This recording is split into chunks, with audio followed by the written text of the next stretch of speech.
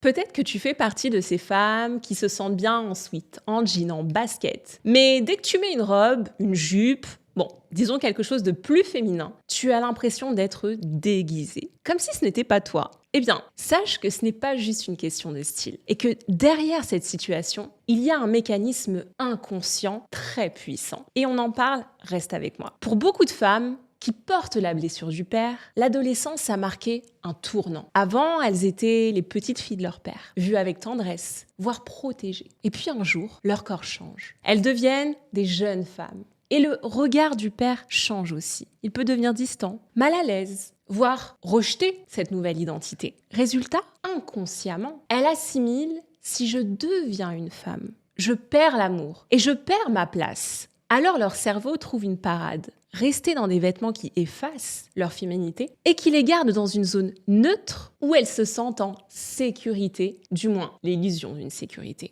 Si je te partage cela aujourd'hui, c'est pour que tu comprennes que derrière ce ressenti se trouve un message inconscient avec lequel tu t'es construite. À savoir, incarner ma féminité, c'est perdre l'amour des gens que j'aime. Prendre conscience de cette croyance limitante inconsciente est indispensable pour que tu comprennes que ta féminité n'est pas en danger. Elle est une partie de toi, de ton identité. Et te refuser à la vivre est une façon de te nier. Si tu ressens ce tiraillement, je t'invite à t'interroger sur ce que représente la féminité et également à t'interroger sur certaines croyances que tu aurais pu intégrer ou développer au cours de ton enfance et de ton adolescence. Pour aller plus loin, je t'invite à lire la légende. Elle te sera d'une précieuse aide et abonne-toi.